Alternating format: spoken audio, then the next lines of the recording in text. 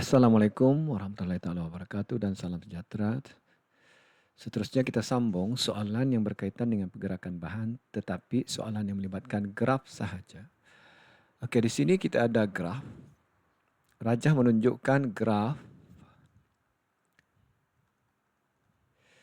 peratus sel darah merah yang meletus atau mengecut apabila dimasukkan ke dalam larutan garam. Jadi dia punya keyword ialah ini, meletus dengan mengecut. Jadi kita tahu sel darah merah boleh pecah kalau diletak di dalam larutan hipotonik. Dan mengecut bila diletak dalam larutan hipertonik. Krinasi, hemolisis kalau sel darah merah. Oke, kita baca graf. Ini kosong. Kosong ini ialah air suling. Jadi pada peringkat ini air suling kita tahu adalah hipertonik. Jadi 100% sel darah merah pecah semasa dilihat di bawah mikroskop. Apabila kepekatan garam dinaikkan, kita dapati makin berkurang sel darah merah meletus dan di sini tiada, kosong. Dan inilah titik isotonik. Sama juga ini. Oke, bila dinaikkan lagi kepekatan, sel darah merah sudah tak meletus, sebaliknya pula mengecut. Kita tahu sebab air keluar daripada sel darah merah, begitulah seterusnya. Jadi sebelah sini ni larutan adalah hipotonik, manakala larutan sebelah sini selepas isotonik itu adalah hypertonik. Jadi kalau kita sudah paham graf, seterusnya mudah. Berdasarkan graf menyatakan kepekatan garam plasma, kepekatan garam dalam plasma darah maknanya yang isotonik. Jadi kalau dari graf 0.455 nih. 0.455. Jangan lupa unit. Gram per 100 cm air. Berikan alasan Anda. Jadi alasannya kerana tiada sel darah merah yang meletus dan mengecut. Tiada sel darah merah yang meletus dan mengecut. Jadi kamu tengok jawapan semua berdasarkan graf.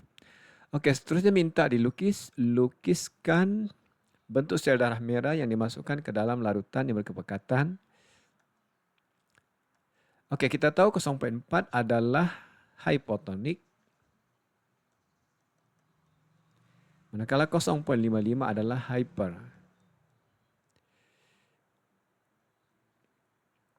0.4 di sini. 0.55 sini.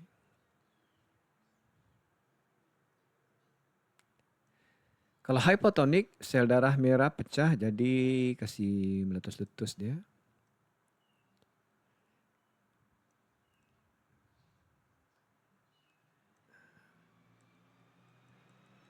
Lebih kurang begitu. Okey, ini kecut, kasih bergerigi dia.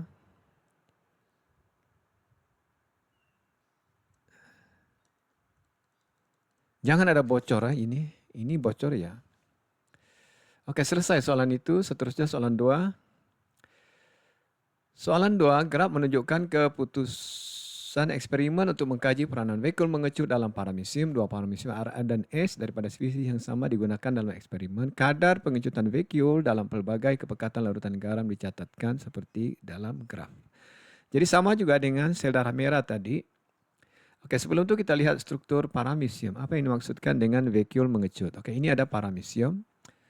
Okey, paramecium seperti yang kita tahu hidup di air tawar. Jadi bila hidup di air tawar, maka masalah besar yang dihadapi oleh paramecium ialah air sentiasa masuk ke dalam sel.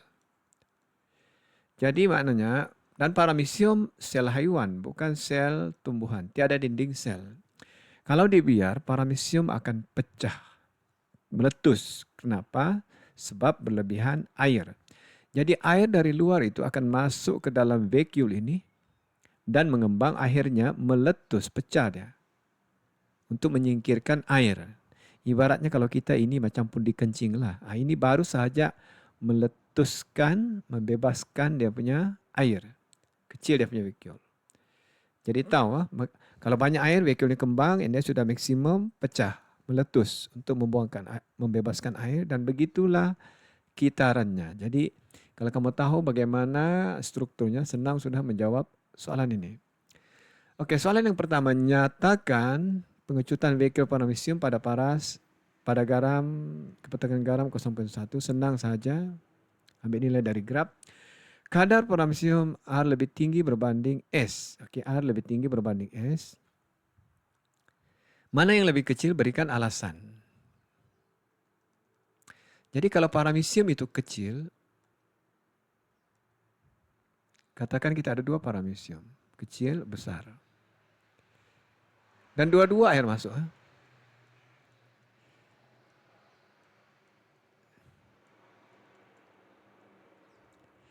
Jadi jawabannya R ini, yang kecil. Kenapa? Sebab kalau paramecium itu kecil, maka vacuole-nya kecil, jadi cepat dipenuhi air, maka kadar pengecutan vacuole perlu ditingkatkan untuk menyingkirkan air. Analogi mudahnya sama dengan orang. Kalau 2 orang berjalan kaki dengan kelajuan yang sama, orang yang pendek terpaksa melangkah lebih berbanding orang yang tinggi. Sebab orang tinggi langkahnya panjang, orang pendek langkahnya pendek.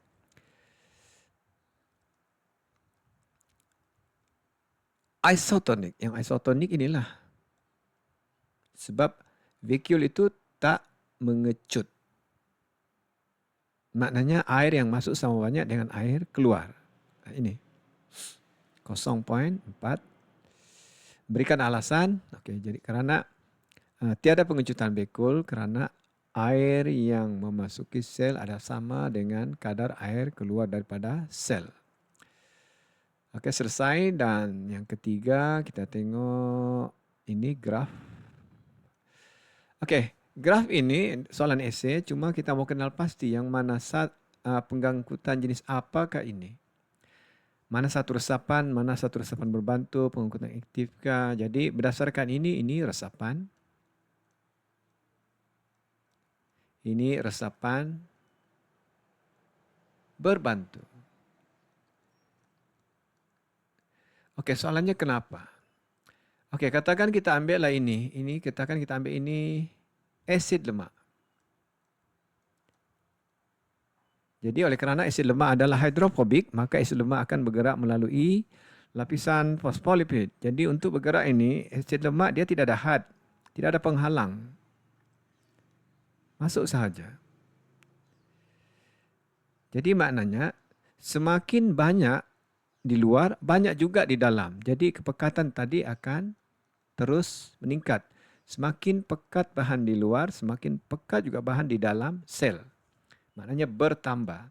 Sebaliknya, kenapa kalau ini, bila kita naikkan kepekatan, ya dia meningkat setakat ini.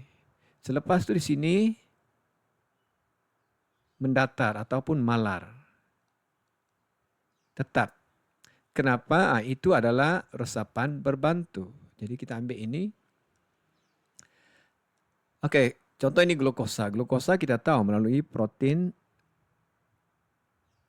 pembawa.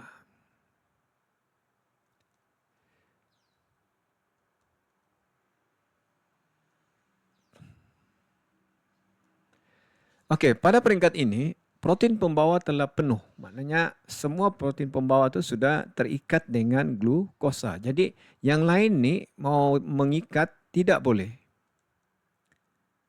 Tidak boleh. Tunggu. Setelah ini masuk baru dia boleh ikat balik. Oke, jadi kerana tapak aktif.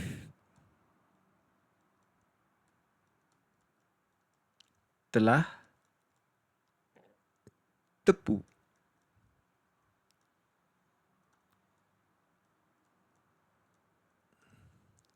Jadi penambahan kepekatan tidak akan menambahkan kepekatan di dalam sel.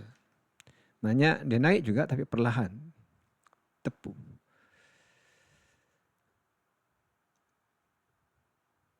Oke, itu sahaja.